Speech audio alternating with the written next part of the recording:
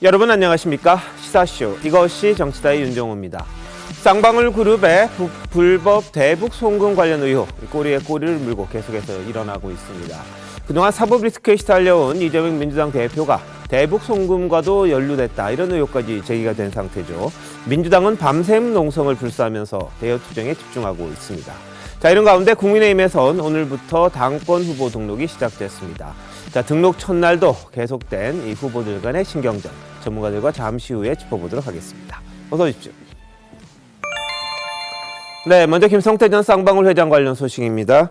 지난해 이재명 대표가 대선에서 패배한 후 김 전 회장이 실망감을 표현했다고 합니다. 그랬더니 이화영 전 부지사가 이 대표에게 전화를 걸어서 자신을 안심시켰다, 이런 진술이 있었습니다. 자, 검찰은 대북 송금 과정에 이재명 대표가 관여했을 가능성 크다고 보고 있는데요. 관련 화면 먼저 보시겠습니다.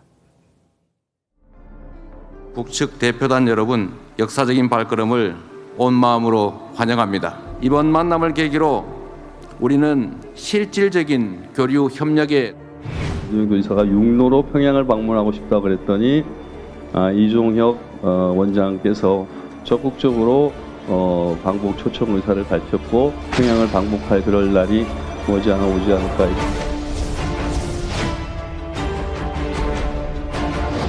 본인 등으로 대북 송금 인정하셨는데 공사권 위반 혐의 인정하시나요? 제가 성실히 조사받겠습니다.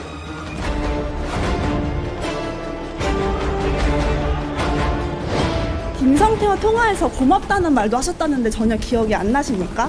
소설 가지고 자꾸 그러지 마시죠.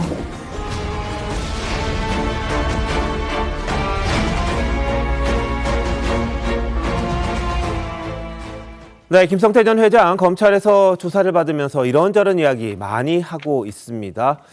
그중에 하나 나온 게 대선 패배 이후에 그럼 어떻게 될 거냐, 본인 좀 불안했을 텐데 이때 전화를 걸었다는 거거든요.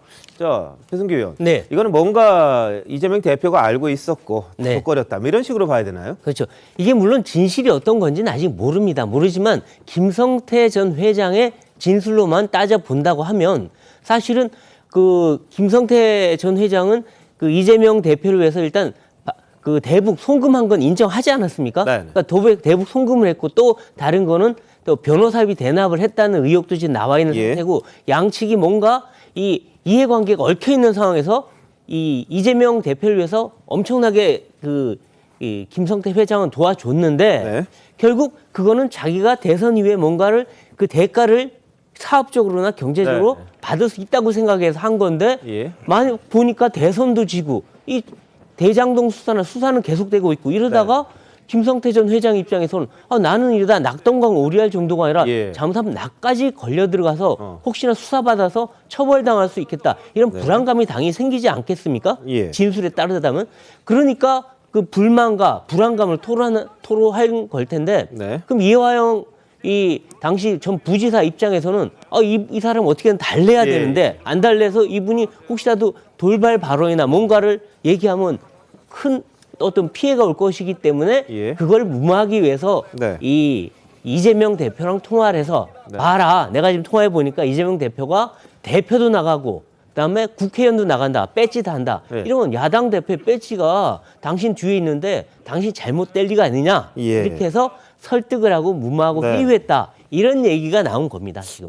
김 전 회장이 발언은 뭐 어디까지 믿어야 될지 모르겠습니다만, 다만 그때 이화영 전 부지사가 이야기했듯이 대표도 되고 국회의원 되면 쌍방울 억울할 일 없을 거다, 이런 이야기를 전에 들었다는 거잖아요. 근데 그처럼 이제 지금 현실이 되긴 했는데, 김근식 위원장 보실 때 어때요? 저게 이제 그동안 우리가 좀 생각해 봐야 될 게, 처음에 태국에서 잡혀가지고 인천공항을 통해서 귀국했을 때 당시에 두 분이 뭐 입이라도 맞춘 듯이 이재명 대표도 전혀 모르는 사람이다라고 이야기를 했고, 그다음에 김성태 전 회장도 전혀 이재명 대표를 모른다라고 이야기했습니다. 그런데 어찌 된 일인지 들어와서 검찰 조사를 받는데 이재명 대표랑 전화한 정황이 지금 몇 차례가 드러나 있죠. 그리고 바꿔준 사람도 지금 드러나 있는 상황이고요. 그리고 그것을 미리 알았는지 모르겠습니다만 이재명 대표가 어느 날 어느 방송 인터뷰에서 술자리에서 전화로 바꾼 기억은 있는 것 같다라고 미리 선행 고백을 했던 적이 있습니다. 그래서 조금씩 이름이 나오기 시작하고 이제 전화 통화한 건 사실로 굳어지는 것 같은데, 여기서 이제 그 큰 범죄 혐의로 충격적인 가능성을 갖고 있는 게 북한의 이재명 당시 경기지사의 방북 비용으로 300만 달러를 보내줬다는 걸 지금 진술했다는 건 지금 팩트로 되고 있는 거 아니겠습니까? 그걸 이재명 대표는 당시 지사 시절 몰랐다고 지금 발뺌을 하고 있는 거고, 김성태 전 회장은 이재명 대표의 방북을 위해서 우리가 낸 거라고 이야기했고, 그 내는 것이 불법적이었기 때문에 대북 송금이라는 합법적인 계좌 이체가 아니라 돈을 다 가지고 밀반출을 해서 임원들한테 나눠가 가지고 중국에 가서 신앙의 돈을 모아서 한꺼번에 줬다는 거 아니겠습니까? 이런 정도의 검은 돈을 전달했다고 하는 것이 사실이라고 한다면 이 대북 송금 사건과 이재명 대표의 경기지사로서의 대북 방북 이벤트 이 사이에 거래가 분명히 있을 수 있는 합리적 정황이 있기 때문에 아마 검찰은 이 빈틈을 굉장히 열심히 수사를 해서 증거 자료를 내놓을 것으로 생각이 됩니다. 네, 김성태 전 회장은 이렇게 진술했습니다만 이재명 대표 쌍방울 내의 사입은 죄밖에 없다 이렇게 관련성 부인했었죠. 한번 보시죠. 쌍방울과 이재명은 대체 무슨 관계입니까? 나도 모르겠어. 뭘 알아야 내가. 내가 인연이라면 이거 내의 사입은 거 내복 사입은지. 누가 누구에게 얼마를 왜 어떤 방법으로 줬다는 건지 아무것도 없어요. 이재명 대표 본인이나 측근 누구랑도 연락한 적 없으실까요? 이재명 대표는 전혀 모르시니까 연락한 적도 없고요. 측근들도요? 아니, 모릅니다. 네, 이 대표 모르고 측근 모르고 김성태 전 회장의 이야기였습니다. 이재명 대표 내의밖에 사입은 거 없다 이렇게 이야기했습니다. 그런데 김성태 전 회장이 2019년 북측에 500만 달러를 전달한 다음에 강남구 한 식당에서 김용 씨를 만난 겁니다. 그렇게 알려졌습니다. 이게 김용 씨라 그러면은 이 이재명 대표의 최측근 중에 최측근인데 그때 김 전 부원장이 고맙다 이런 말을 김 전 회장이 했다 이런 보도가 있었고요. 반면에 김 전 부원장은 들어본 적도 없는 얘기다 이렇게 부인을 했습니다. 자, 뭐 이재명 대표 측에서는 일절 그런 적 없다, 만난 적 없고 그렇다, 관계 없다 말합니다만 김성태 전 회장 측에서는 이런저런 이야기들이 계속해서 흘러나오고 있는데 자, 설주환 변호사 보실 때는 어때요? 일단 먼저 이 사실관계는 확정이 돼야 될 것 같은데 아직은 이제 사실관계를 확인해 가는 과정이기 때문에 뭐 단정지어서 얘기하기는 참 힘든 면이 없지 않아 있습니다. 뭐 지금 방금 말씀하신 어떤 김용 부원장이 알았다, 고맙다고 했다라는 내용도 이제 김용 부원장을 다시 한번 이제 불러서 확인 한번 해야 될 절차도 분명히 있을 것이라고 보이고요. 근데 나중에 이제 재판 과정에서 이 부분에 대해서 증인 신문이 만약 혐의 사실이 인정돼서 공소가 제기가 된다면 저는 이 부분에 대해서 증인 신문을 통해서 확인을 해야 될 것으로 보이는데 조금 제가 봤을 때는 좀 최근에 이번 주에 이렇게 쏟아지는 대북 관련한 쌍방울 수사와 관련한 내용들이 참 너무 저도 이렇게 초착하기 힘들 정도로 기사들이 쏟아져 나와가지고 참 그런 부분이 어찌 보면 민주당 입장에서는 이게 이제 피의 사실 공표를 너무 대놓고 하는 것은 아닌가라는 생각도 좀 드는 면도 없지 않아 있습니다. 그렇지만은 저는 지금 어떤 쌍방울 김성태 회장의 진술들이 과연 뭐 본인은 있는 얘기를 한다고 할 수는 있지만은 기본적으로 이 사람은 자신의 돈, 재산을 지키고 싶어서 지금 얘기를 하는 것이라 저는 볼 수 있다고 보고 지금 검찰에서 흘러나오는 모든 어떤 이재명 대표와의 관련성 있는 내용들 물론 뭐 사실일 수도 있고 아닐 수도 있습니다. 저도 뭐 진실은 모르고 뭐 진실은 뭐 당사자들만 잘 알겠죠. 하지만 이러한 것들이 어떤 사실 확인도 되지 않은 상황에서 계속 이렇게 프레임 짜기로 나온다고 한다면 이재명 대표로서도 지금 계속 얘기를 하는 게 아니 없는 사실을 왜 이렇게 얘기를 하느냐라고 얘기할 수밖에 없습니다만은 저는 검찰에서 이러한 겹불 피우기보다는 어떤 직접적인 어떤 돈이 어떻게 갔다라는 물증을 좀 제시해 주는 게 차라리 오히려 민주당이라든지 그걸 대비할 수 있는 방어권 보장 차원에서도 좀 낫지 않느냐는 생각을 해봅니다. 자, 뭐 김용 전 부원장 지금 이미 구속이 되어 있는 상황입니다만 이재명 대표의 최측근으로 꼽히죠. 과거 모습 한번 보시죠. 이재명 도지사의 복심 정말 그동안 많이 들었습니다. 이재명 지사가 지금까지 해왔던 일들 그리고 1년 반 만에 저렇게 경기도가 바뀌는 모습을 보고 이재명과 같은 생각을 하는 사람들이 이재명의 복심이 아닐까 생각됩니다. 김용 대변인, 전 대변인은 사실 지역에서 무슨 뭐 조합 활동을 하고 있는데 제가 차출을 했다고 하면 정확하게 맞을 겁니다. 제 본심과 같은 사람이어서. 김용 부원장은 오랫동안 믿고 함께 했던 사람인데 저는 여전히 그의 결백함을 믿습니다. 예, 뭐 본인은 모를 수 있습니다만 여하튼 법원은 김용 전 부원장의 범죄 혐의를 인정을 해서 일단 구속을 한 그런 상황입니다. 그러다 보니까 검찰 조사에서 어떤 내용이 나올지 뭐 본인들은 계속해서 부인을 합니다만 증거를 가지고 검찰은 주장을 하고 있는 그런 상황이기도 한데 이재명 대표 여전히 믿는다 이런 말을 했습니다. 자, 어떻게 보세요? 제가 보기에는 이제 개별 사건마다 법리적으로 실정법상의 유무죄 판결은 나중에 대법원까지 가야 될 부분이라고 생각을 해요. 그래서 말씀드리기가 좀 곤란합니다만은 우선 정치적으로 보면은 제가 볼 적에는 이재명 대표의 거짓말 성벽을 쌓아가는데 다 동원되는 사람들이다. 그중에 한 명이 바로 정진상 씨고 또 한 명은 김용 씨다. 그리고 또 한편으로는 같이 거짓말성을 쌓던 김성태 전 쌍방울 회장마저도 이렇게 딱 실질적으로 검찰에 들어가서는 이제 입장을 바꿔서 다 얘기를 하다 보니까 이재명 대표 입장에서 상당히 저는 허무하리라고 봅니다. 한동훈 법무부 장관이 이재명 대표하고 김성태 전 회장하고 처음 얘기가 나왔을 때 일종의 범인들의 피의자들의 말맞추기다라고 얘기를 했지 않습니까? 네. 그런데 그 말이 정말로 맞아떨어지는 것이요. 전혀 몰랐던 사람들이 전화했던 사실이 나오고 김성태 전 회장은 검찰 조사를 통해서 입장을 싹 바꿔가지고 한 번 아니라 두 번 했다. 그다음에 무슨 모친상에도 갔다. 이런 정황들이 나오니까 이 법리적인 문제를 떠나서 이재명 대표가 하는 얘기는 진짜로 믿을 수가 없구나 하는 부분에서 정치적 부담도 굉장히 커지는 상황이다. 네. 저는 우선 이렇게 말씀드리고 싶습니다. 네, 자 일단 김성태 전 회장이 돈을 800만 달러 북한에 보냈다 이렇게 본인이 진술을 했고 여러 가지 정황 증거들, 그 진술들, 뭐 주변의 사람들의 진술들 그런 것들은 나와 있습니다. 그런데 이 경기도를 대신해서 보낸 돈이 한 500만 달러 정도 되고 그리고 이재명 대표의 방북, 이것도 뭐 경기지사니까 이 지사를 위해서 했겠죠, 다. 300만 달러 이렇게 됩니다. 그런데 처음에 이 김성태 전 회장이 안부수 인태협 회장하고 이 중국 단둥에서 북한 사람들 만났더니 야, 경기도가 돈을 안 내는데 대납이라도 좀 해라. 이런 이야기를 들었대요. 그걸 듣고 와서 이제 이화영 부지사한테 전했더니 500만 달러가 문제냐? 그러면서 요청을 했다는 거예요. 그래서 이제 돈을 직원들을 시켜서 몇 명이 같이 나가서 이렇게 돈을 다 줬죠. 현금을 바꿔서 갔습니다. 또 2019년 11월 말부터 12월 중순까지는 쌍방울 직원 40명 정도를 비행기를 태워서 중국 선양으로 보냅니다. 여기 이제 뭐 1억도 들어있고 한 4천만 원도 있고 막 나눠가지고 돈을 한 300만 달러를 밀반출했다는 거예요. 자, 그래서 이 김성태 전 회장 지난달에 국내 송환될 때 직원들에게 미안하다 이런 입장을 밝혔는데 한번 보시죠. 검찰에서 앞서도 신경 같은 거라고 맞아요. 그동안 저 때문에 저희 회사 열심히 일하는 사람들이 상처받는 거 주기에 많이 도움이 되었습니다. 네. 자, 이 때문에 300만 달러가 바로 이 대표의 북한행을 위한 돈이었다. 이렇게 진술을 한 걸로 알려졌습니다. 방식이 좀 뭐라 그러나 이 되게 이렇게 그 인해 전술 같아요. 인해 전술. 그렇죠. 네. 이게 만일 떳떳한 돈이었다면 이런 방식으로 안 했겠죠. 네. 그러니까 왜 우리가 후원금 낼 때도 불법 후원금이 다 쪼개기 후원금으로 내지 않습니까?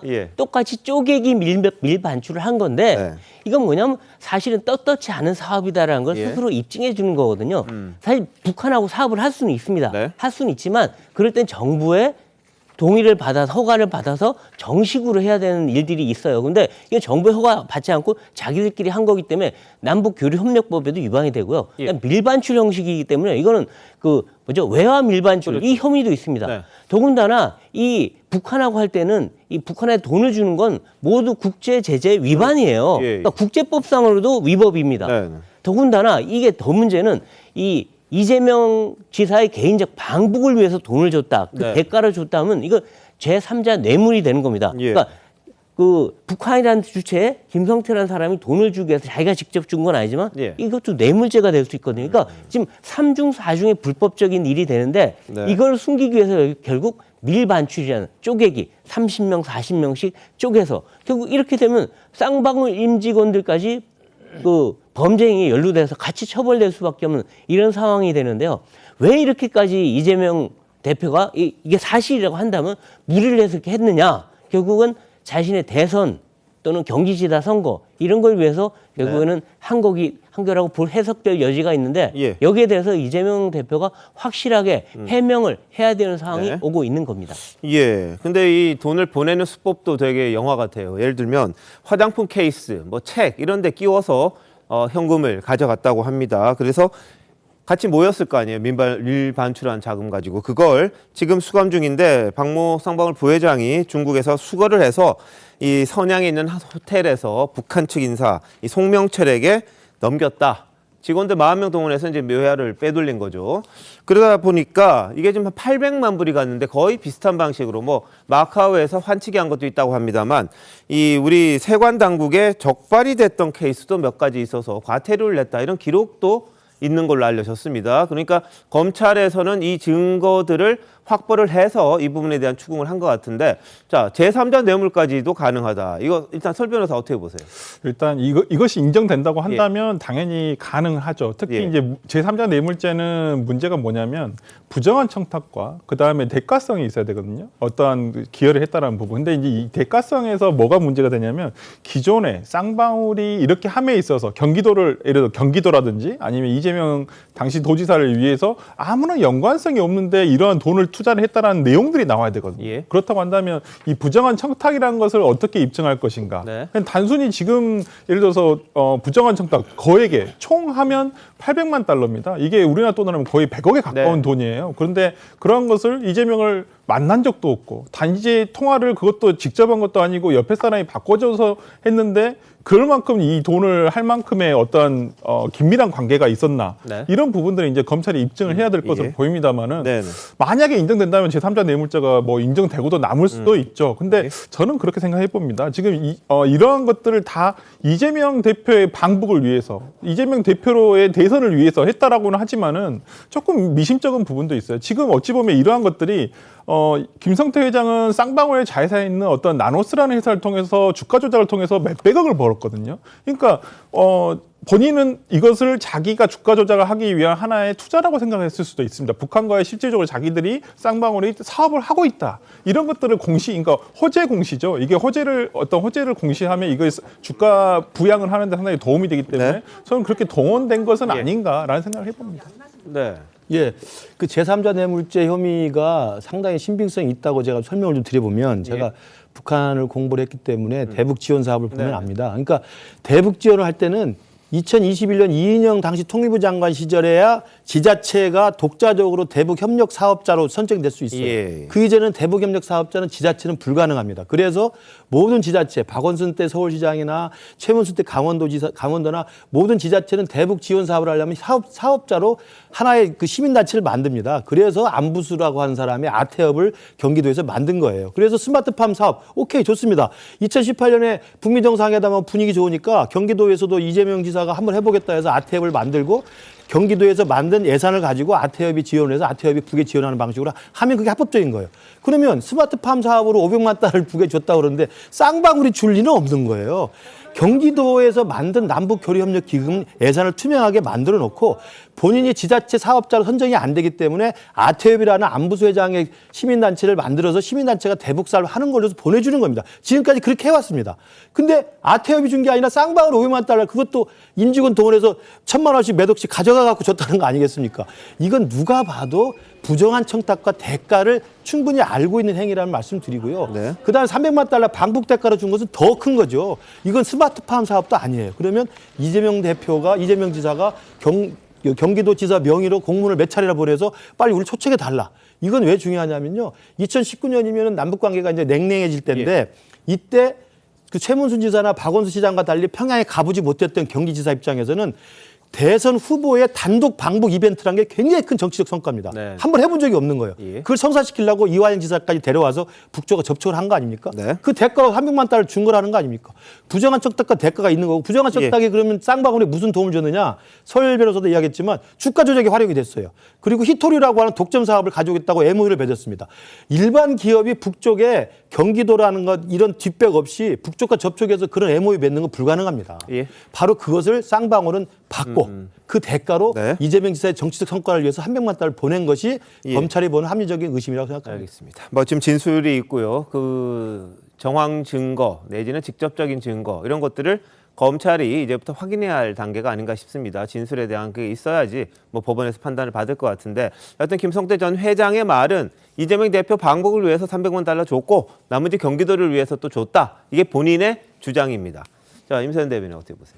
그러니까 지금 어느 날부터 이제 김성태 회장이 이제 온 지가 얼마 안 됐죠. 어느 날부터 김성태 회장의 말이 어느 금기옥조가 되고 말이 다 진술이 맞다고 판단이 되는지 모르겠습니다. 지금까지 말씀하신 거 모든 거 다 그냥 김성태 회장이 말한 거죠. 이게 지금 이게 맞다. 이건 다 이재명 때문에 한 거라는 전제로 지금 말씀을 하시는 거는 대단히 부적절하다. 그리고 김성태 회장 뭐라고 했습니까? 필리핀이 그 태국에 있었을 때 세상 나쁜 사람으로 보지 않았습니까? 무슨 깡패, 조폭에 뭐 이 사람 뭐 사기꾼 거의 뭐 그런 지경까지 얘기했던 분인데 그런 사람의 말이 이제 지금 하나씩 나오자 자꾸 다 이재명이랑 관련됐다. 이재명 때문이다라고 이야기하는 것이 저는 이게 과연 상식적인가라고 싶습니다. 그리고 2019년 같은 경우는요, 이재명 지사가 사실상 지사직을 유지하지 못할 만 상황이었습니다. 그 벌금 그 선거법 위반으로 300만 원이 2심에서 나왔던 경우가 있어서 계속 재판받으러 다녔습니다. 그래서 그 당시에 대선 후보로는 생각도 안 할 때였었고요. 그리고 그 당시에 지금 뭐 TV조선에서도 아마 제가 기억으로는 단독 기사가 나왔었던 걸로 알고 있는데 쌍방울이 그 히토류 사업에 대한 독점권을 갖기 위해서 이제 여러 가지 이런 부정적인 일을 했었다는 얘기가 나옵니다. 그런 기사에 이재명 경기도 얘기 1도 안 나왔습니다. 근데 이제 와서 지금 사실상 쌍방울은 이게 변호사비 대납 문제로 이게 뭐 마치 쌍방울과 이재명 지사가 뭔가 연결이 있는 거, 이재명 대표랑 연관이 있는 것처럼 뭔가 이게 분위기가 몰아갔는데 사실상 쌍방울을 들여다보니 뭐 지금 뭐 사회이사 분들도 다 뭐 검사 출신이 막 9명, 10명 이렇게 돼서 뭐 이남석 뭐 변호사라던가 이런 분도 윤석열 대통령과 더 가까운 분이지 않습니까? 그러니까 이제 갑자기 방북 문제로 나와서 그게 이재명 때문에 보냈다? 뭐 500억 달러, 300억 달러? 아니 그 사람이 2019년에 지사직 잃을 뻔도 하고 있는 그런 상황에서 예? 무슨 근거로도 이재명 대선 후보 될 것 같아서 무슨 선견지명을 갖고 있는 것도 아니고 보내겠습니까? 예. 매우 지금 답답한 상황이다라고 생각합니다. 알겠습니다. 뭐 모든 사업하시는 분들이 누가 될까 대통령 그게 하나의 큰 관심사일 테고 하이 리스크 하이 리턴 뭐 이렇게 위험이 많으면 또 돌아오는 것도 많다 이런 이야기도 많이 하죠. 대신에 될 사람한테 해봐야 별 소용없다 이런 이야기도 하니까 김성태 전 회장이 어떤 해안을 가졌는지 모르겠습니다만 당시에 이재명 대표와 가까웠던 거냐 실제로 이 대권 도전하는 이재명 대표를 만들어내기 위해서 그런 걸 했느냐 이제 꼼꼼히 한번 따져봐야 될 그런 부분일 겁니다. 검찰에서 이제 증거를 내놔야 하는데 근데 민주당에서는 당시 하노이 회담 결렬되고 남북 관계가 극도로 경색됐는데 무슨 방북이 가능했냐 이렇게 지금 반박하고 있습니다. 자, 당시에 미국과 북한 분위기 어땠는지 한번 보시죠. Basically, they wanted the sanctions lifted in their entirety, and we couldn't do that. 그러나 회담 과정에 미국 측은 우리의 제안을 수용할 준비가 되어 있지 않다는 것이 명백해져 있습니다. 이런 기회마저 다시 보기 힘들 수도 있습니다. 네, 남북관계 안 좋았습니다. 결렬됐습니다. 하노이 노딜이라고 해서 다들 이게 끝났구나 싶었습니다. 그런데 경기도가 만든 이 비공개 보고서에는 뭐라고 돼 있었냐면 자, 이화영 부시사가 중국에서 북한 인사들 만나서 16개 대북 사업 논의를 했고 진행 사항이 정리돼 있고요. 회의 결과 첫 번째에 이재명 지사 방북 추진 북한 관광 또는 기업 고찰단과 함께 방북 이렇게 적혀 있고요. 하노이 회담 결렬 이후 남북 협력 사업은 단절됐지만 북측과의 협상은 긍정적으로 이루어졌다. 이런 평가가 있었다는 겁니다. 그러니까 분위기는 안 좋았어요. 하지만 경기도 입장에서는 야 협상은 괜찮다. 해볼 만하다. 이런 판단을 내렸다는 겁니다. 자, 김근식 교수 어떻게 보세요? 맞습니다. 2019년에 아까 화면에 나왔던 이 하노이 회담이 노딜로 끝나면서 북미 간에는 사이가 안 좋아졌죠. 그리고 그때 당시 이후에 이제 북쪽에서도 문재인 대통령과 문재인 정부를 향해서 굉장히 날선 비난을 했습니다만 여전히 문재인 정부 입장에서는 북에 대해서 계속 협상, 대화, 지원 이런 이야기를 계속 입장을 견지했습니다. 그러니까 저는 저게 그 당시에 경기도지사였던 이재명 지사 입장에서 정확히 본 거예요. 그러니까 노딜로 북미 정상회담은 결렬됐지만 문재인 정부는 아직도 임기가 한참 남아있고 문재인 정부 입장에서는 여전히 남북 정상회담을 그 당시에 2번, 3번이나 했기 때문에 그 정상회담의 동력을 가지고 대북 지원 사업을 협상을 하고 물꼬를 트는 것은 충분히 가능했다고 정세를 판단한 거예요. 특히나 여당이 아닙니까? 민주당 소속의 그 경기도지사였기 때문에 바로 그렇기 때문에 이 부분에 대해서는 가능성이 있다고 본 건 정확한 정세 보고서 같고요. 그리고 아까 말씀드린 것처럼 오히려 저렇기 때문에 2018년에 저 동계올림픽을 계기로 해서 뭐 북미 정상회담, 남북 정상회담 했을 때는 누구나 다 숟가락 얹으면 할 수 있었던 거죠. 2019년은 이게 냉랭해지고 어려울 때 오히려 이화영 평화부지사를 영입해서 북쪽에 끈을 만들어서 채널을 만들어서 이재명 경기지사의 단독 방북 이벤트를 만들어내면 이건 사실은 엄청난 성과라는 건 누가 봐도 이거 명확 가능한 일입니다. 바로 그렇기 때문에 이화영 지사를 당시 영입을 했고 평화부지사는 직제를 만들었고 쌍방울과 아태협을 끌어들여서 아태협은 대북 지원 창구로 만들어 놓고 뒷돈은 쌍방울이 되게 만들어 놓은 거거든요. 그런 그림이 지금 명확하기 때문에 북한에 대해서 경기도 지사 직인을 찍어가지고 빨리 우리 대표단을 좀 초청해 달라고 하는 걸 5차례나 보냈다는 거 아닙니까? 그 즈음에 300만 달러 갔다는 것이 지금 김성태 전 회장의 진술이고 보면 저는 검찰이 이 빈틈을 충분히 메울 수 있는 증거자를 확보한다고 한다면 제3자 뇌물의 프레임은 확실하다고 생각합니다. 자, 실제로 2019년 3월에도요. 이화영 당시 평화부지사 이 활발한 남북 교류 사업을 전망하는 그런 대목들이 있습니다. 보시죠. 기억에 남는 활동이 있으실까요? 이종혁 그 아태평화위원장을 비롯한 북측 일행들이 아마 최초로 지자체 추첨으로 남쪽에 왔죠. 우리가 북에다가 이 공격을 있다고 생각을 해보세요. 최고죠. 남북이 같이 할 수 있는 프로그램도 몇 개 준비하고 있습니다. 경기도민 여러분, 올해는 남북 관계가 많이 좋아질 것 같습니다. 뭐 덕담일 수도 있습니다만 이화영 평화부지사는 뭔가 좀 잘 될 것 같은 그런 입장을 이야기를 했습니다. 지금 민주당에서는 방북 비용 대납 터무니없다. 왜냐? 평양 방문이 불가능한데 무슨 돈을 줬느냐 이런 이야기입니다. 그렇지만 경기도의 남북 사업은 계속해서 추진이 됐고요.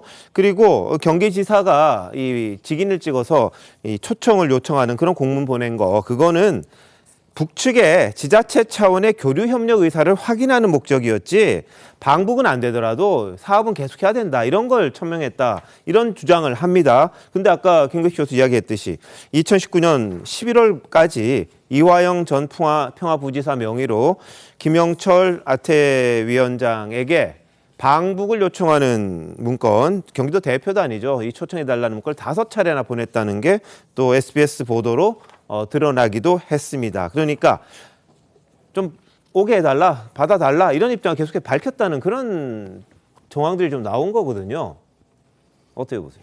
네, 이 북한이 가장 중요시하는 게 뭘까요? 어떤 남북 교류의 진정성일까요? 명분일까요? 아닙니다. 북한의 그동안 행태를 보면 북한이 가장 원하는 건 이겁니다. 돈입니다. 돈. 북한에 가려면 돈을 내야 돼요. 통행료가 필요합니다. 그래서 모든 사업, 모든 북한 방문에 있어서 보면 항상 뒷돈 문제가 나옵니다. 근데 지금 이재명 대표는 어쨌든 지금 김성태 전 회장이 진술에 따르면 거의 100억에 가까운 그것도 아무도 알지 못하는 돈을 줄 수 있는 능력이 있었어요. 그러니까 실제로 갖고 돈이 그러니까 100억에 가까운 돈이 갔다는 건 북한한테 굉장히 큰 돈입니다. 저도 저 정도 규모면 저 정도 돈을 준다고 하면 남북 관계가 아무리 얼어붙어 있을지라도 온갖 명목을 만들어서라도 들어갈 가능성이 있습니다. 실제로 대북 관계하는 사람들이 얘기를 들어보면 실제로 북한의 평양에 들어갈 수 있던 사람들은 오히려 기업인들입니다. 기업인들 또는 국제 인권 단체들이나 지원 단체들이 들어가요. 한국 정부는 못 들어가도 왜 들어갈 수 있냐? 다 돈의 문제입니다. 그러니까 이 쌍방울이 돈을 갖고서 있었기 때문에 들어갈 수 있는 가능성이 있었고 실제로도 그래서 공문이 5차례나 갔고 그리고 이거를 또 이화영 지금 전 지사가 지금 자꾸 광고를 하잖아요. 홍보를 지금 자신감을 비친 겁니다. 근데 지금 이 민주당 쪽이나 당시 있는 분들은 아니 정세가 저런데 들어가려고 했던 게 아니라 그냥 남북 교류 사업을 계속 하겠다는 의지를 밝힌 단순한 문건일 뿐이다. 하지만 네. 당시에 실제 돈이 갔기 때문에 예. 저는 단순한 그런 의지를 밝힌 게 아니라 정말 방북을 초청해 달라고 네. 긴밀하게 얘기했던 그런 문건으로 볼 수 있는 여지가 충분히 있는 거고요. 예. 그래서 이런 부분에 있어서는 사실은 이 이재명 대표가 이 문재인 정부도 못한 어떤 방북을 성사했다면 대선에서 굉장히 유력한 그 진보 진영의 주자로 네. 떠오를 수 있는 굉장히 큰 기회였다라고 예. 할 수밖에 없는 겁니다. 알겠습니다. 자, 김성태 전 회장도 이재명 지사 돕는 한편 자신의 이득도 얻으려고 했다. 뭐 당연히 그랬을 것 같습니다. 그러다 보니까 JTBC가 보도한 영상 따르면 쌍방울이 북한 측과 경제협력 합의서를 체결합니다. 자, 술을 좀 마신 김 전 회장이 북한의 이 창구죠. 리종혁 부위원장을 껴안고 뺨에 입도 맞추고 조국 통일 만세 뭐 이러기도 하고 굉장히 뭐 화기애애한 분위기가 이어졌다고 합니다. 그러다 보니까 그 즈음에 쌍방울이 여러 대북 행사를 이화영 부지사와도 같이 했고 대북 사업을 호재로 해서 이 주가를 계열사 주가가 한 3배씩 뛰고 그런 일도 있었던 게 사실입니다. 그러다 보니까 뭐 그런 관계가 좋아서인지는 모르겠는데 이종혁 부위원장이 경기도 행사에 온 적이 있어요. 좀 이례적이다 이런 평가가 있었는데 그때 모습 한번 보시죠. 우리 대표단을 초청하고 정중히 맞아준 안부수 선생과 경기도지사 이재명 선생 따뜻한 동포애적 인사를 전합니다.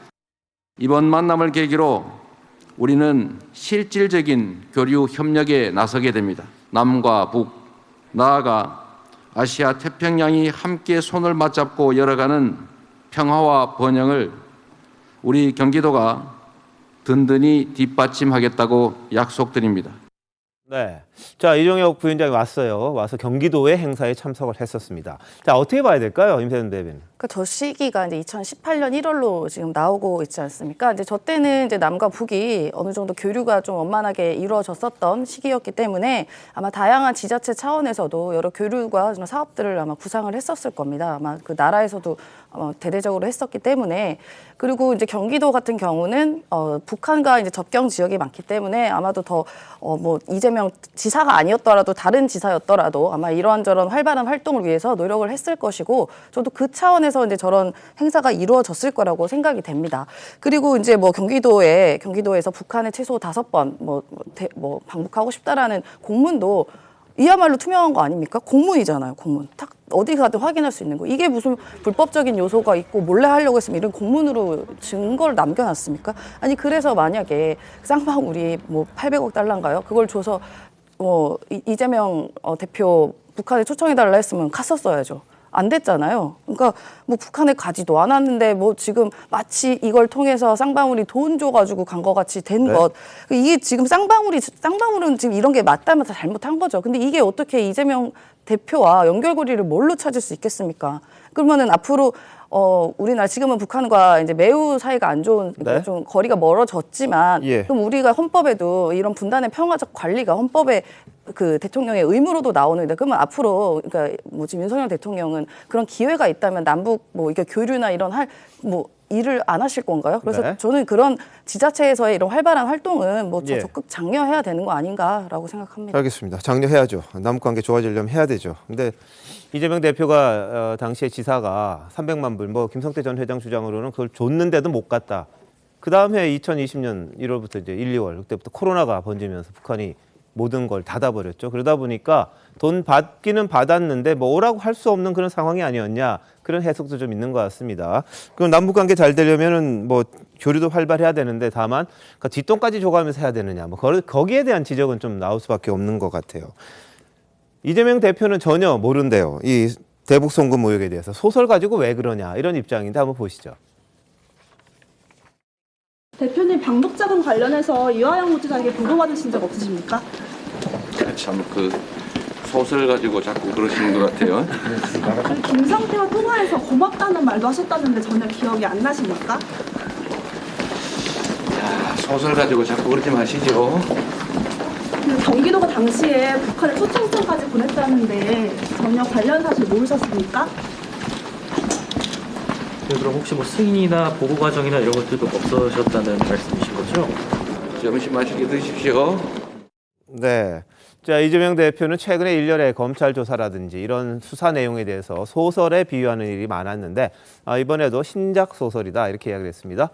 자, 김구식 교수 볼때 어때요? 저는 이재명 대표의 그 부인하는 능력이 참 그 보통 사람 수준은 넘어서는 것 같아요. 생각해 보십시오. 이화영 지사가 북한 인사랑 같이 있을 때 저기 김성태 전 회장 옆에 있어서 바꿔줬다는 게 지금 김성태 회장의 진술입니다. 이 진술에 따르면. 그리고 또 한 번 이태영 변호사라고 이재명 대표랑 굉장히 친한 가까운 분이 또 술자리에서 한번 바꿔줬다는 게 좀 나온 진술입니다. 그렇게 확인된 것만 일단 술자리에서 2번 만약에 바꿔줬다고 한다면 그걸 지금 모른다고 지금 잡아떼고 있는 이재명 대표이면 이화영 지사도 모르는 것이고 이태영 변호사도 모르는 꼴이 되는 거예요. 그렇지 않습니까? 우리가 생각했던 건 처음에 KBS 인터뷰에 나와서 술자리에서 과시하려고 누가 바꿔줬는데 그랬는지는 모르겠다라고 이야기했다고 한다면 그건 우리가 이해할 수 있었던 것이 정치이니까 수많은 사람이 전화하면서 바꿔줄게 해서 하면 네 안녕하십니까 하는 정도라면 이해가 됩니다만 이화영 지사가 바꿔줬는데 그걸 기억을 못합니까? 평화부지사였습니다. 그리고 이태영 변호사가 바꿔줬는데 그걸 모릅니까? 그건 알 수 있는 상황이고 알아야 되는 상황이었다는 말씀드리고요. 예. 그전에 유동규가 측근이 아니다는 부인, 그다음에 김문기 처장을 모른다고 했다는 그 부인, 이런 연관선상에서 보면 정말 이재명 대표는 정말 감탄고털하고 입에 달면 삭히고 쓰면 뱉는 성격이라는 것을 개인적으로 생각을 하고요. 더 무서운 것은 어쨌든 이화영 부지사가 정결해서 사인하고 경기도지사 직인 찍어가지고 공문을 북에다 보내서 제발 좀 초청을 해주세요라는 걸 보냈는데 그 사업을 몰랐다는 게 말이 됩니까? 어떻게 경기도지사가 부지사가 하는 경기도지사 직인을 꽝 찍어서 북에 보낸 공문인데 아까 우리 임 대변인 말대로 공문이지 않습니까? 공문인데 그거 나 사업을 그렇게 진행되지 몰랐다? 아니, 정도껏 이야기를 하셔야죠. 그러니까 자꾸 신빙성이 없어지는 겁니다. 인정할 건 인정하고 부인할 건 부인하고 해명할 건 해명해야지 처음부터 철벽을 쌓아서 이화영 지사가 바꿔줬는데도 내 기억이 안 난다고 이야기하면 이화영 지사 지금 감옥에 있습니다. 뭐 얼마나 화가 나겠습니까? 예.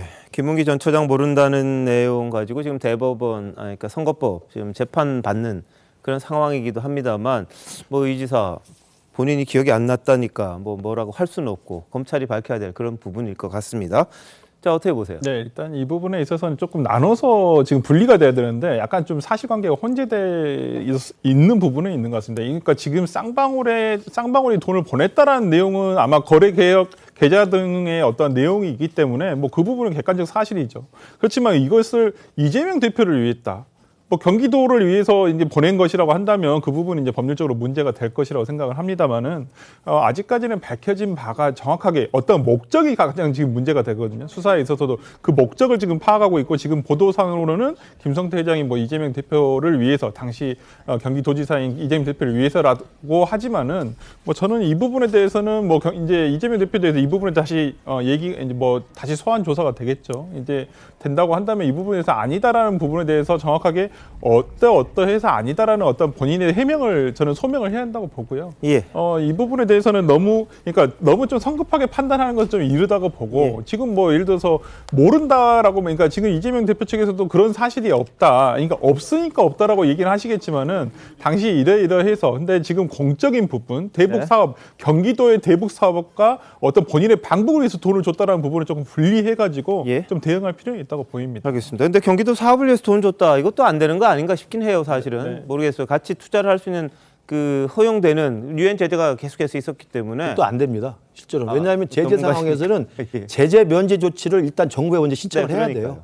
그리고 2021년에 그게 아마 신청이 된 걸로 제가 알고 있습니다. 그러니까 요청을 하면서 사업하겠다 이렇게 요구를 했을 터이고 거기에 대한 허가가 나왔어야 되는 거예요. 그럼요. 근데 경기도는 계속해서 그런 사업하겠다, 추진을 하겠다 이야기를 했으니까 그와 관련된 돈을 경기도 예산으로 이제 책정해서 뭐 갔으면 모르겠는데 그것도 안 된 상황이고 그게 허락이 받았는지 안 받았는지 그 부분도 좀 봐야 될 그런 부분입니다.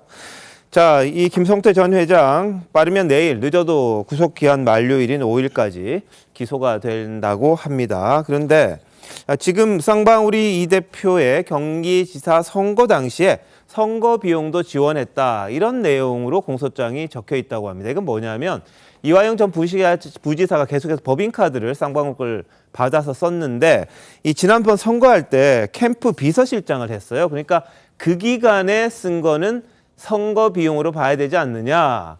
뭐 그렇게 해서 공소장에는 이 선거 관련 이 자금 사용에 대한 것들도 들어있다. 뭐 이렇게 이야기가 되는 것 같습니다. 뭐 새로 받은 건 아닐 텐데 쓰다 보니까 위치가 바뀌어서 그렇게 된 것 같긴 해요. 근데 다만 지금 기소될 때 대북 송금은 빠질 거다 이런 전망이 많습니다. 지금 조사 초기 단계다 보니까 이걸 공소장에 기소할 때는 넣지를 못하는 그런 부분이 있는 것 같아요.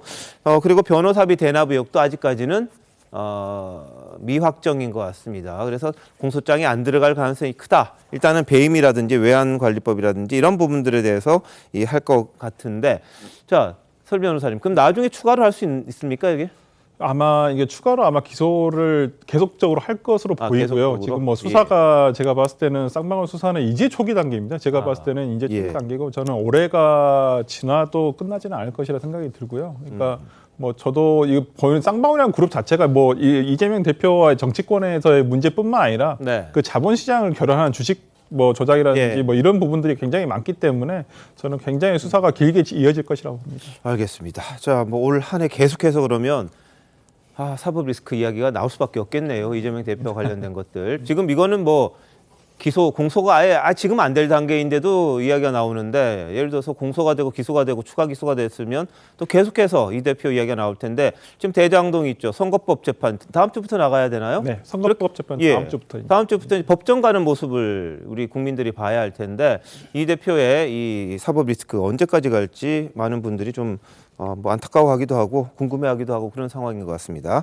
자, 대북 송금 의혹 계속해서 불거지고 있는 그런 상황인데, 민주당에서는 가능하지 않은 시나리오다 이렇게 이야기하지만, 이 국민의힘에선 소설이 아닌 다큐다 이렇게 주장을 하고 있는 상황입니다.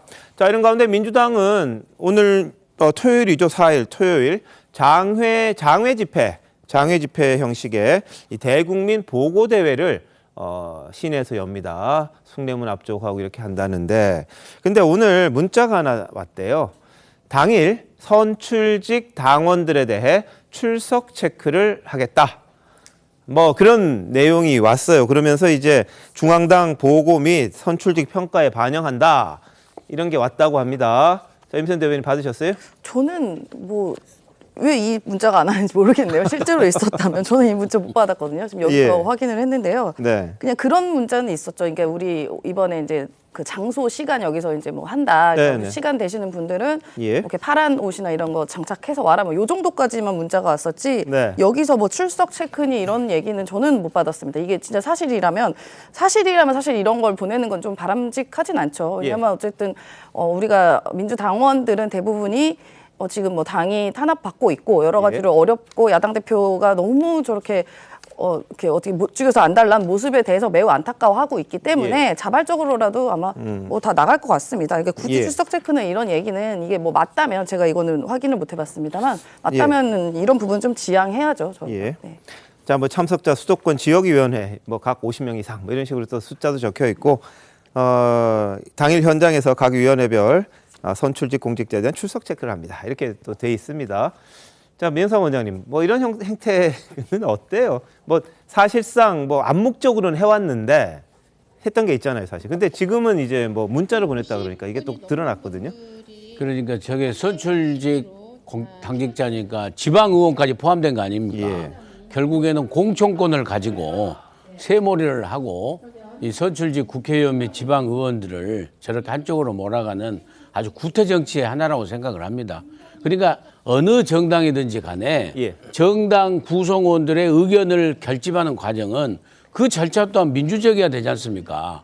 그래서 정말로 그 당이 어떤 부당한 탄압을 받고 있기 때문에 우리가 장애투쟁을 해야 되겠다. 거리로 나가야 되겠다. 그러면은 나오지 말라고 그래도 자발적으로 나올 거 아닙니까? 근데 문제가 있기 때문에 안 나올 분위기니까는 공천권을 거리로 안 나오면은 재미없어 이런 식이 아닌가. 저는 그런 생각이 들어서 좀 씁쓸합니다. 알겠습니다. 자, 민주당 황운하 의원이 지난해 11월이었습니다. 자신을 직업적 음모론자라고 말한 한동훈 법무부 장관에 대해 모욕 혐의로 고소를 한 적이 있습니다. 근데 서울수서경찰서가 해당 사건을 불송치한다 이렇게 밝혔는데요. 자, 앞서 한 장관 그리고 방송인 김어준 황운하 의원을 향해서 뭐라고 이야기했는지 한번 보시고요. 황운하 의원의 반박까지 같이 한번 보시죠. 이태원 참사 사건과 관련해서 한동훈 장관이 추진하는 이른바 마약과의 전쟁이 원인이다. 이런 주장이 계속 나왔어요. 저는 김어준 씨나 황운하 의원 같은 직업적인 음모론자들이 이런 이국민적 비극을 이용해서 정치 장사를 하는 건 잘못된 거라고 생각합니다. 한동훈 장관이 무슨 근거로 저를 향해 직업적 음모론자라는 망언을 했는지 모르겠습니다. 한동훈 장관은 국민과 국회에 사과하고 당장 장관직에서 물러나야 합니다. 사과는 허황된 음모론을 퍼뜨린 사람들이 해야죠. 저는 가짜뉴스를 퍼뜨린 사람들에서 반드시 끝까지 책임을 묻는 풍토가 정착되어야 한다고 생각합니다. 고소장을 접수시켰습니다. 한 장관이 하는 그 언행을 보면 그 연예인 의식에 지금 빠져 있는 거 아닌가라는 생각이 듭니다. 관종이라는 표현도 관심을 받고 싶어하는 사람 같은 맥락 아니겠습니까? 네. 자, 당시 한 장관의 이 직업적 음모론자 발언 두고요. 이 튀는 발언, 천박함 뭐 이런 식의 이야기 계속해서 내놓긴 했습니다만 경찰에서는 여하튼 일단 불송치 판단을 한 것 같아요. 뭐 어떤 사건이었고 어떻게 된 거예요, 이게? 네, 이게 당시에 그러니까 이 황운하 의원이 그 한동훈 장관의 어떤 뭐 정책적인 일이나 뭐에 대해서 자꾸 이 의혹을 제기하고 또 비판을 하니까 이 한동훈 장관이 이 거기에 대해서 그 직업적 음모론자다 이 국회에서 발언을 한 게 있습니다. 그러다 보니까 이게 국회의원을 모독한 거 아니냐? 그래서 이 모독죄로 했는데 이게 지금 그 경찰이 어떻게 해서 불송치를 했는지 그 경위는 명확히 안 나와 있습니다. 네. 왜 불송치인지. 그래서 이 불송치란 건 경찰 단계에서 더 이상 수사를 해서 그 어떤 검찰의 기소 의견을 내지 않겠다라고 네. 종료를 시킨 건데 그럼 검찰에서 마지막 결정을 내려야 하긴 합니다만 이 경찰 입장에서 그렇게 본 것 같아요. 사실은 이 황운하 의원이 근거 없는 의혹을 많이 제기하지 않았느냐. 네. 근거 있는 의혹이 아니라 없는 의혹을 제기한 거에 대해서 한동훈 장관이 할 수 있는 말을 한 거 아니냐라고 판단한 것 같고 거기다가 이게 모욕이라고 할 정도로 그러니까 어떤 뭐 욕설을 하거나 한 게 아니라 개인의 논평을 한 거였기 때문에 그 어떤 모욕에 해당할 정도의 그런 명예훼손은 아니지 그렇죠. 않느냐라고 판단을 내린 게 아닌가 싶은데요.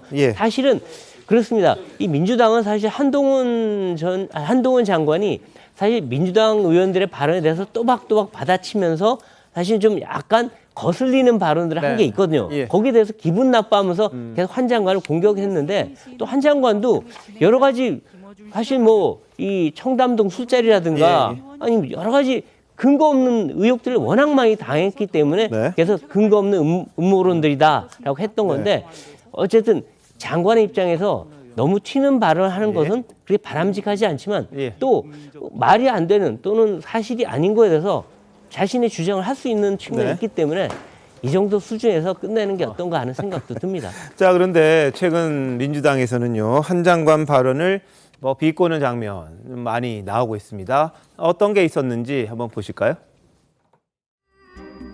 어디서 이상한 소리가 자꾸 들리는데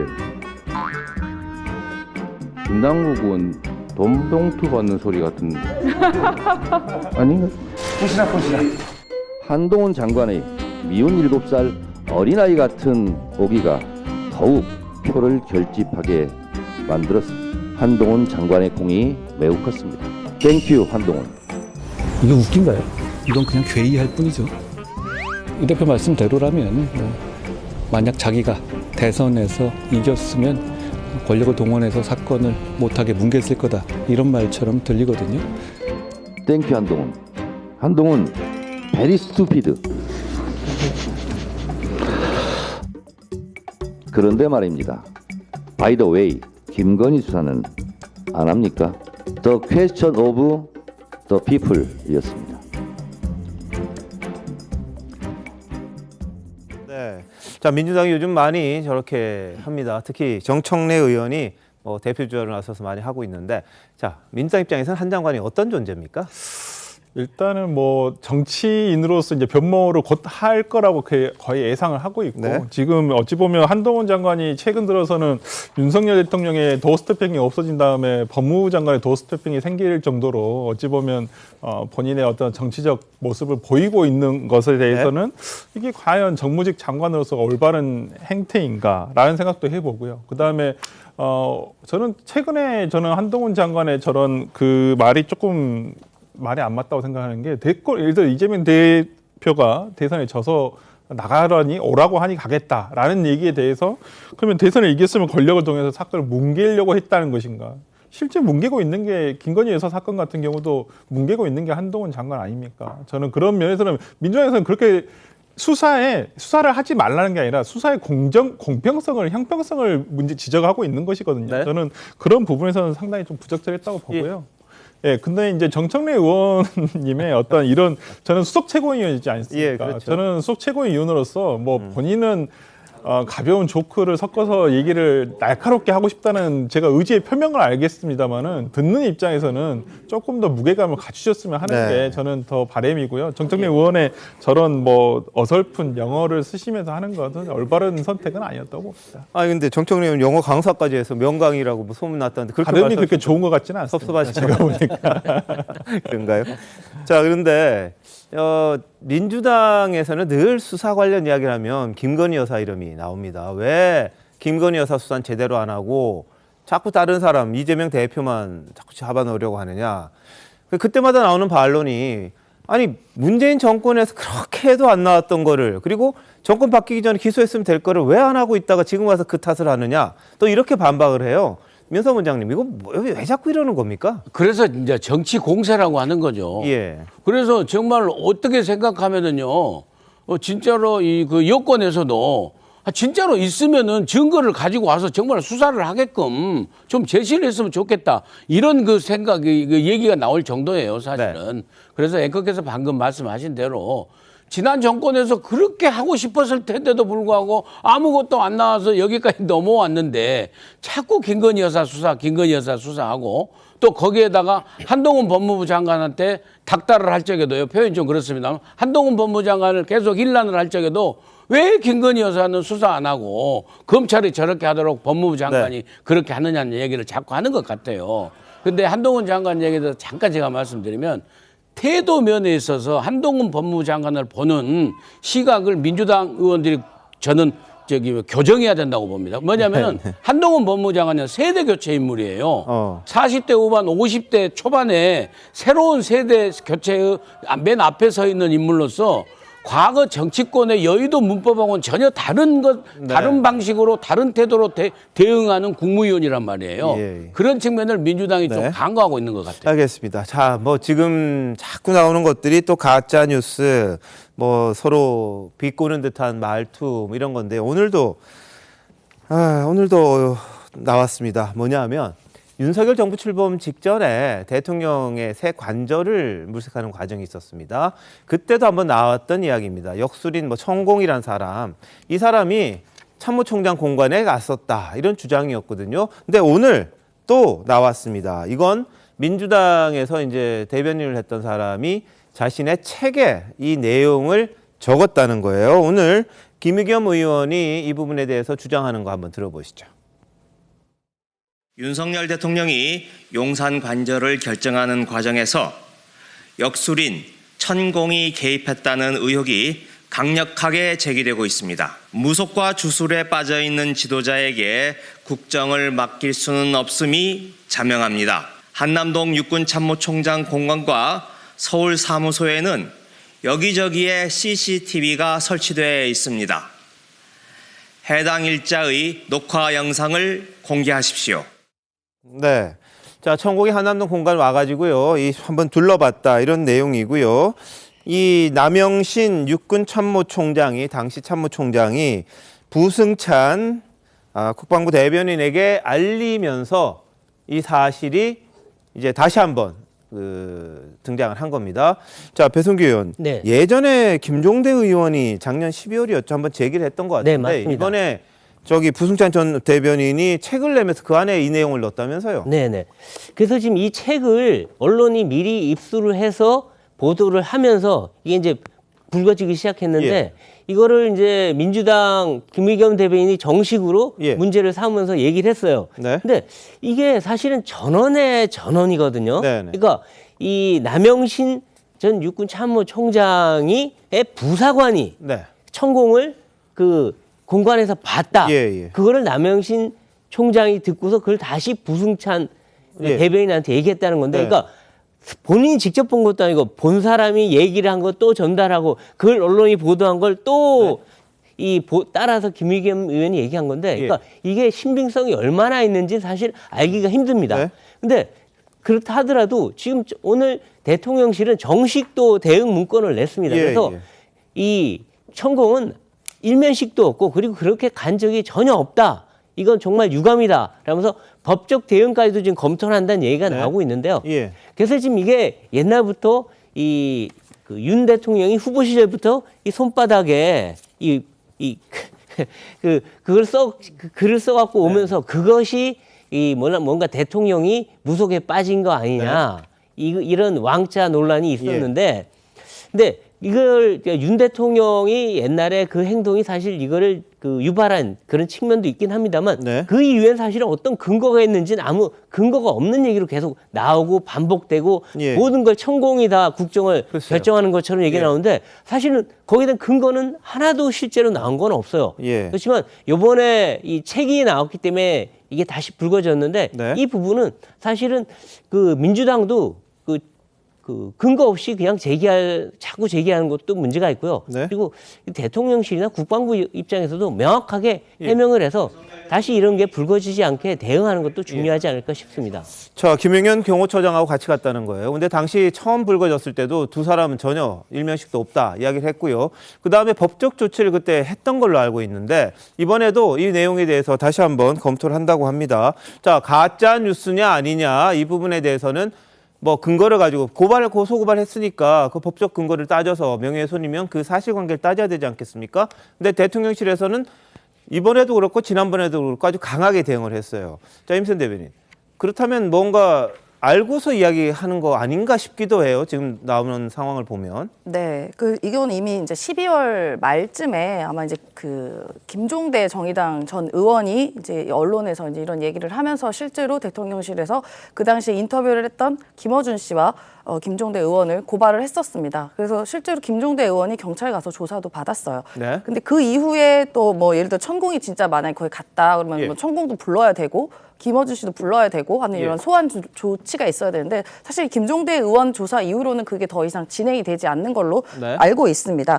그래서 이제 오늘 이제 국방부 전 대변인이었던 이제 부승찬 대변인이 이제 관련한 이제 그러니까 이야기를 하게 됐는데요. 그 당시에 김종대 의원도 국방부 고위 관계자로부터 이런 얘기를 들었다라고 이야기를 했었습니다. 이제 그 사람이 이제 지금 부승찬 대변인인 거고요. 지금 사실은 정말 말씀처럼 이게 맞다면 뭐 이거 물론 자 가정이라고 합니다만 뭐 심각한 상황이죠. 옛날에 그 청담동 술자리랑은 사실 그거는 사실 술 먹고 하는 거는 불법이 아니지 않습니까? 만약 그것도 이제 그거랑은 완전 차원이 다른 문제라고 보여지고 지금 뭐 대통령실에서는 당연히 아니라고는 나오긴 합니다만은 명확한 예를 들어서 그 공간이라는 공적인 공간이기 때문에 어떠한 뭐 기록 같은 것도 또 있을 것이고요. 그리고 이 부승찬 대변인의 그 책에 의하면 그 보도에 의하면 이거를 실제로 그 차가 들어가는 것을 본 사람이 몇 명 있다 이런 얘기까지 나온다고 하니까 뭐 그런 이렇게 나오게 되면 이런 진술이랑 뭐 이런 거 다 공개되면 사실관계가 나오지 않을까 생각합니다. 자, 뭐 채널A 보도긴 합니다만 대통령실에서 부승찬 전 대변인 고발하겠다, 뭐 고발을 검토하고 있다, 뭐 이런 이야기가 나옵니다. 당연히 뭐 해야 될 조치일 거예요. 사실이 아니라면. 그리고 김종대 의원의 보좌관을 지냈던 사람이 바로 부승찬 전 대변인이라서 두 사람 간에는 이 내용을 이미 이제 예전부터 공유하고 있었던 게 아니냐 싶고 있고요. 그리고 부승찬 이분이 증거가 뭐냐 그랬더니 이런 이야기를 했대요. 자기가 일기를 매일 쓰는데 그날 상황이 그 다음날 아침 새벽 6시에 적는다. 거기에 적혀 있다.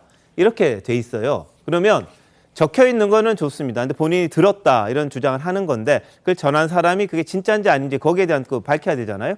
이 부분이 어떻게 보면 청담동 술자리 비슷한 것 아닌가 이런 생각도 좀 들어요.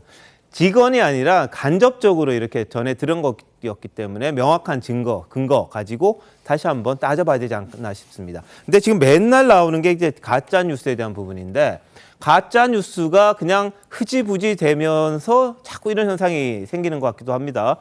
김우식 교수님, 뭔가 좀 명확하게 기다 아니다 해야 되는 거 아니에요? 그렇죠. 그러니까 청담동 술자리도 전원 또 전문 전해드린 이야기를 김의겸 당시 의원이 사실관계 확인 최소한의 팩트 체크를 안 한 상태에서 터트려 가지고 결국 그 가짜 뉴스를 생산하는 그 악의적인 직업적 음모론자까지 비난을 받은 거 아니겠습니까? 지금 이 이야기도 그동안에 이 한남동 공간을 선택하고 용산 대통령실로 이전할 때 그 천공이 개입했다는 이야기는 끊임없이 의혹이 제기가 됐습니다. 그 부분을 과거에 김종대 의원이 한번 문제 제기를 했었고 이번에 다시 부승찬 국방부 전 대변인이 무슨 책을 내면서 책에다가 마치 남영신 당시 육군참모총장한테 들은 걸로 해서 지금 제3자가 그 내용을 적어놨기 때문에 그걸 보고 김의겸 대변인이 또다시 이야기를 한 겁니다. 네. 그러니까 똑같은 그 모양새입니다.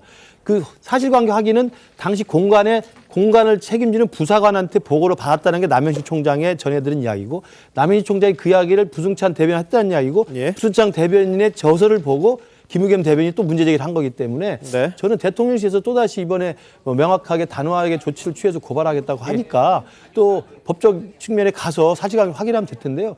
저는 제가 볼 때 청와대를 국민의 품에 돌려주고 용산을 새로운 국민에게 대통령실로 옮겨오겠다는 결정을 한 것은 인수위 기간 동안에 당시 당선자 측에서 고민해서 만든 저는 결정이라고 생각합니다. 그 과정에 역술인이 껴있고 천공에 가서 미리 둘러봤다 이런 이야기를 정말 시장에 있는 뒷담화하는 과정에서 할 수는 있겠지만 저걸 문제 제기를 대통령실에 대해서 국회의원이 직접 한다는 것은 제가 볼 때 정말 사실관계 확인하고 하시는 게 좋다고 생각합니다. 좀 사실 좀 뭔지 좀 알았으면 좋겠어요. 너무 난무하다 보니까 뭐가 진짜인지 가짜인지 모르고 그냥 넘어갑니다. 그러다 보니까 가짜뉴스라고 알려져도 믿지를 않습니다. 그게 과연 바람직한 건지 책임이 있는 사람들이 그 부분에 대해서도 뭔가 대책을 내놔야 하지 않겠느냐 이런 의견들이 많은 것 같습니다. 다음 이슈입니다.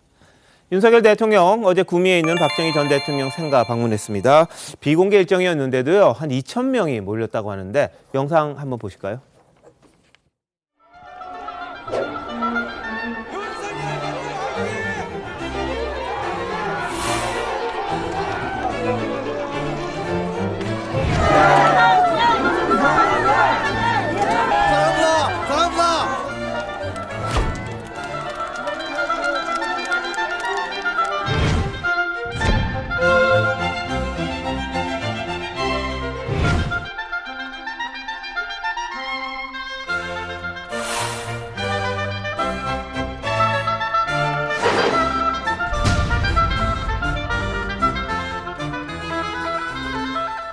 네, 그 안에는 이제 공개하지 않고 그냥 혼자서 둘러보면서 왜 이렇게 숙무관이 협소하냐 이런 말도 했다 그러고요. 위대한 지도자가 이끈 위대한 미래, 국민과 함께 잊지 않고 이어가겠습니다. 이렇게 방명록에 글도 남겼다고 합니다. 근데 같은 날 국민의힘 당권 경쟁이 이제 오늘부터 본격화됩니다.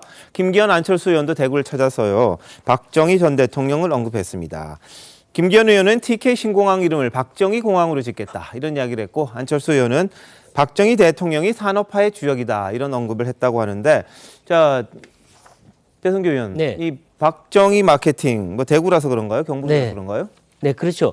사실 뭐 대구 경북뿐만 아니라 지금 국민들 상당수가 박정희 전 대통령의 과거 뭐 그 반민주주의적인 그것도 기억은 하지만 사실은 산업화를 이끌고 우리나라를 정말 잘 먹고 잘 살게 해주는 근본을 세운 대통령이라고 기억을 많이 하고 있거든요. 그러니까 지금 어떻게 보면 여론조사하면 제일 존경하는 대통령 한 박정희 대통령이 1위로 꼽히고 있는 상황이니까요.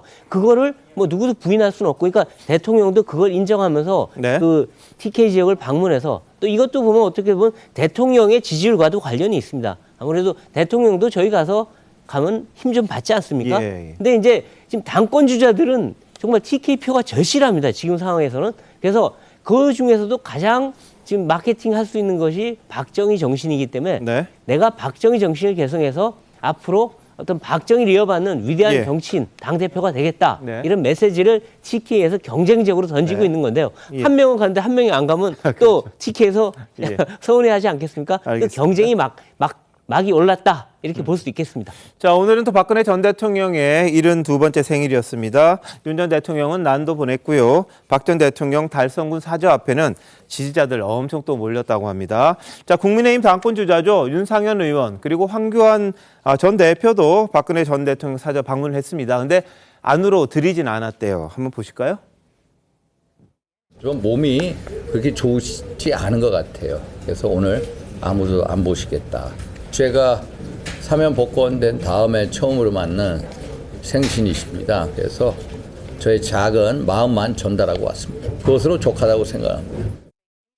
너무나 아끼고 존경하며 또 사랑하는 그분이 맞이한 생신이기에 따뜻한 생신상을 조촐하게나마 차려드리고 싶은 마음들입니다. 박근혜 대통령의 완전한 명예회복을 위해 동지들과 함께 힘을 모으겠습니다.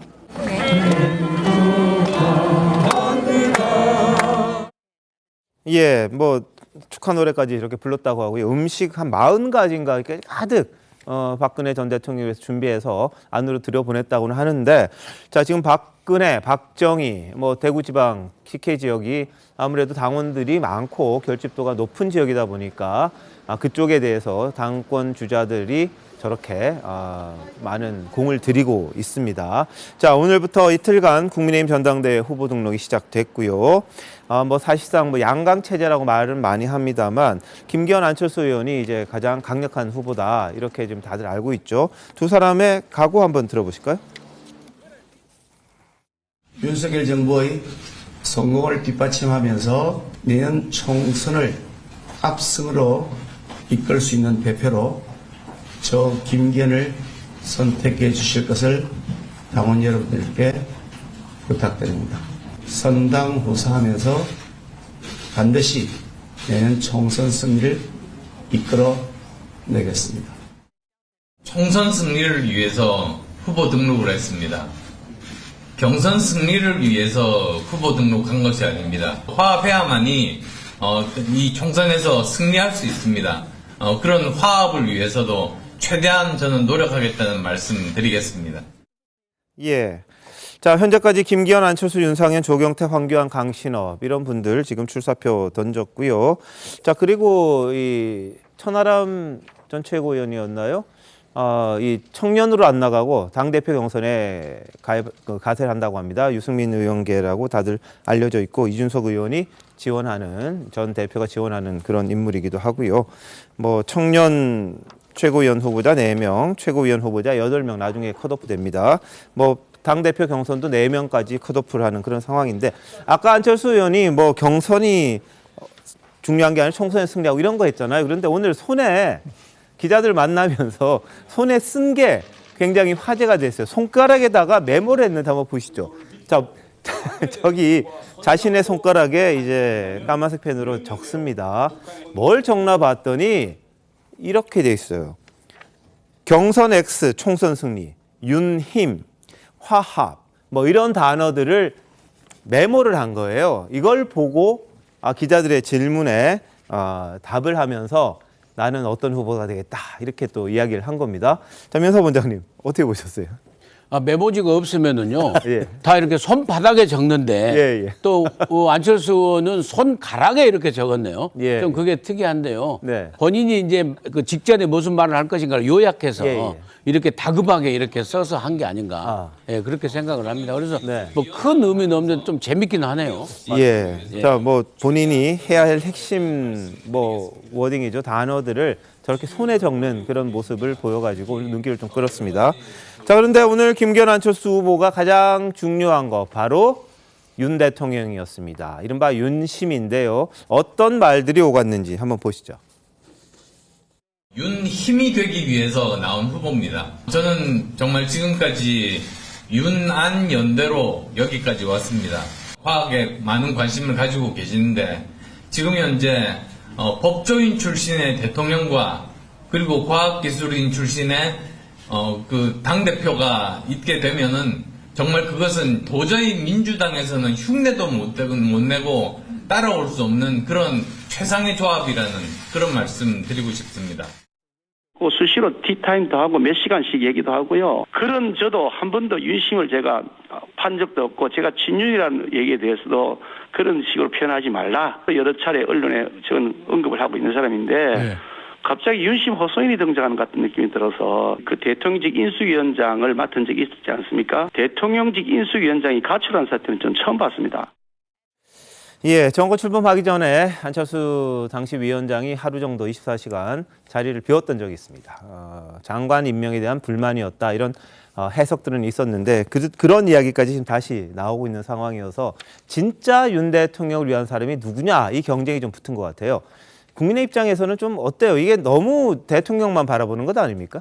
좀 과열되는 듯한 양상은 서로 좀 자제할 필요가 있다고 생각합니다. 물론 집권 초기의 당대표 선거이고 내년 총선의 임기 2년차 총선이기 때문에 당연히 윤석열 대통령 이름으로 치르는 선거입니다. 따라서 현직 윤석열 대통령과 호흡을 잘 맞추는 당대표가 뽑혀야 한다는 것은 모든 당원들이 다 알고 있습니다. 그렇기 때문에 안철수 전 대표나 김기현 후보나 다들 윤심을 계속 강조할 수밖에 없는 것이어서 내가 진짜 윤심이고 상대는 진짜 윤심이 아니다라고 네거티브를 하거나 저렇게 서로 날선 공방을 주고받을 필요는 없다고 생각하고요. 예. 또 하나는 이미 대통령이 윤심은 없다라고 인터뷰에서 분명히 밝힌 바가 있고 당무 개입은 안 한다는 것은 일관된 원칙입니다. 예. 그걸 국민들이 믿게 만들어줘야 될 거 아니겠습니까? 예. 물론 그 윤석열 대통령의 뜻이 어디 있다는 것은 우리의 국민의힘의 당원들이면 대충 압니다. 네. 그걸 아는데 핵관이라고 하는 분들 또 뭐 당사자가 윤심은 납니다. 저 사람은 아닙니다. 라고 무슨 비난하거나 이렇게 할 필요가 뭐가 있습니까? 네. 그러면 서로 불필요한 경쟁이 붙는 거거든요. 저는 그래서 대통령에 누가 되지 않기 위해서라도 윤심에 대한 윤심팔이라든지 윤심에 대한 윤심호소인 이런 프레임은 서로 간에 좀 자제하는 게 초기에 이 당대표 선거를 좀 그래도 좀 쿨하게 가져가는 데 도움이 되지 않을까 싶습니다. 자, 근데 뭐 김구식 위원장 말씀하셨습니다만 지금 당원들이 윤심이 어딘지를 좀 혼란스러워하는 게 아니냐 그런 생각이 들 정도로 이른바 친윤계 의원들이 안철수 후보를 맹공격하고 있습니다. 박수영 의원도 있고요. 뭐 여러 의원들이 SNS를 통해서도 하고 있는데 안철수 의원의 반박까지 한번 같이 들어보시죠. 안철수 후보가 인수위 시절에 24시간 잠적을 한 적이 있었습니다. 공직을 맡았는데 24시간 가출을 하고 잠적을 한다 하는 것에 대해서 굉장히 그 분개를 하셨고요. 장관 하나를 맡아달라 또는 총리를 맡아달라 부탁을 했는데 그것도 거절을 합니다. 그때 대통령이 그럼 서운해하셨어요? 아주 서운해하셨죠. 그 연장선상에서 저는 한 번도 밥도 차도 안 마셨다 이렇게 보고 있습니다. 아니 안철수 의원은 2번이나 초청받았다 그러시던데. 만나면 밥 먹자고는 얘기 다 하는 거 아닙니까? 그게 지금 굉장히 민감한 시기 아닙니까? 결국은 그 전당대회 이후로 미루는 것이 차라리 낫겠다는 그런 판단을 하시는 거 아닌가 싶습니다. 네. 자, 이철규 의원, 윤핵관이죠. 안 의원의 가짜 윤심파리가 볼썽사납다 이런 이야기를 했고 장제원 의원은 자기가 전화한 걸 마음대로 해석해서 윤심이 다른 데 있는 것처럼 왜곡하고 있다 이런 또 비판을 내놓기도 했는데 어때요 지금이요? 네, 이게 지금 그 전당대회가 아직 이제 시작도 하기 전에 과열 양상인 게 조금 우려되는 측면도 있습니다. 나경원 전 의원의 논란은 사실은 이 저출산 부위원장이란 자리를 사표를 냈기 때문에 일어난 일이기 때문에 그건 공직에 대한 문제였기 때문에 대통령실이 관여할 수 있는 여지가 있었습니다. 그런데 이번 거 그리고 거기에 대해서 친윤 초선 의원들이 나서서 비판한 어느 정도의 합리적인 이유도 있었다고 볼 수는 있어요. 근데 이번에 친윤 진영의 핵심이라는 의원들이 나선 거는 사실 왜 안철수 의원을 왜 공격하는지 약간 일반 국민들이 갸웃하게 측면이 있습니다. 왜냐하면 안 의원은 지금 어쨌든 윤 대통령과 호흡을 맞추고 윤 대통령의 국정을 뒷받침해서 윤 힘이 되는 후보가 되겠다고 얘기하고 있는데 그게 나쁜 얘기는 아니거든요. 그런데 지금 모두 나서서 친윤 핵심이라는 분들이 공격을 했는데 이거는 뭔가 경선 과열로밖에 해석이 될 수밖에 없는 상황이긴 합니다. 근데 이게 좀 걱정스러운 측면은 뭐냐면 윤 대통령이 실제 그러면 과연 이 안철수 후보에 대해서 저런 반감을 갖고 있는 거냐 여기에 대해서 국민들이 지금 의아해하고 있거든요. 이전에는 윤 대통령이 그런 생각을 하고 있다고 얘기한 적은 없는데 이번엔 직접 윤 대통령의 마음까지 끌어들여서 공격을 하고 있기 때문에 수위를 약간 넘나드는 측면이 있는데 이런 상황에서는 누군 김기현 의원이든 안철수 의원이든 윤심파리할 게 아니라 정말 좀 자식의 비전을 내보이는 총선 승리 비전을 내보여야 되고 대통령실도 조금은 그 선을 그어주는 게 필요하지 않느냐. 조기에 과열되는 게 국민의힘한테 별로 도움이 되는 일은 아니다라는 생각이 듭니다. 알겠습니다. 자, 이번 전당대회 상황에서 남진 씨가 또 논란이 되기도 했습니다. 김기현 의원이 남진 씨하고 이제 올린 사진이 문제가 됐었는데 뭐 허락도 안 받고 막 와서 찍었다 이런 이야기가 좀 나왔는데 남진 씨가 이런 이야기를 했더라고요. 김 의원 쪽에서 사진 올리기 전에 양해를 구했고 같은 김 씨 집안이고 무슨 선거 준비한다고 해서 힘내시라고 덕담을 했다. 근데 이제 이게 마치 말도 안 하고 한 것처럼 이제 논란이 돼가지고 김기현 후보가 상당히 좀 곤란했던 적이 있었는데 뭐 오늘 남진 씨가 이렇게 입장을 밝히기도 했어요. 근데 전당대회에 괜히 저런 사진 한 장 가지고 논란이 된다는 게 또 바람직하지 않은 것 같기도 합니다. 잠시만요. 대한민국 이슈의 중심 시사쇼 이것이 정치다 여기까지입니다. 내일 다시 찾아뵙겠습니다. 고맙습니다.